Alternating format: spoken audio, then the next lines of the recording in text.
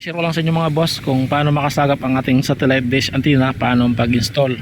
Unahin muna natin dito sa tubo pipe. Dapat ito naka 90 degrees. Pag ganyan. Kung baliktarin mo naman, ganoon pa rin. Ito dapat naka 90 degrees. Ganyan. At ang LNB position, kung signal o GSAT, pag ganyan ang position niyan, signal GSAT. Kung satellite naman, adjust mo pag ganito. At kapag sky direct, pag ganyan. Kung sky direct ang iyong box receiver. Tapos dito naman sa dish antenna, direction at degrees. Ayun. Dito may number, makikita mo kung ilan degrees. Ito naman yung azimuth. Ayan. Azimuth. Nakadepende na lang din kung anong yung box receiver. Kung signal o GSAT, 80 to 85 degrees. Azimuth niya southwest 220. Ayan. 80 to 85 degrees southwest 220. O ito. Ayan. 220 na yan. Tapos 80 to 85 degrees. Bali may signal na yan. Nakasagap na yan ng signal.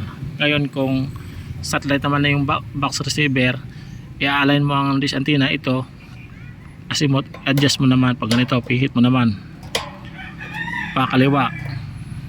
Ayan. Kanina dito yan sa naka-align for signal. Ito naman sa satellite. At degrees naman ng satellite, 85 to 90 degrees. Kaya mayroon yan dyan number 90 degrees. At kung sky direct, dahil mayroon ngayon sky direct, mayroon ng sky direct bago ito. Halimbawa nakasagap na siya ng sa signal, kung sa satellite, ipipihit mo na naman ulit papunta rito. Ganyan. Sa degrees, 90 to 95 degrees. Ayan.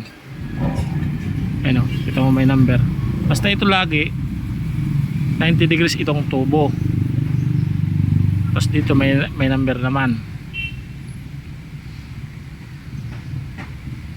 At kailangan sakto ang iyong pagka-assemble na adjust, napipihit kaliwat kanan. Kasi kapag hindi yan napipihit, di rin yan magkakasignal dahil hindi nga na-adjust.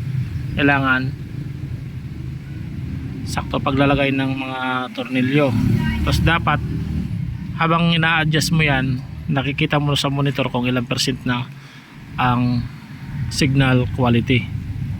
Yan lang po mga boss, maraming salamat sa panonood sa ating video.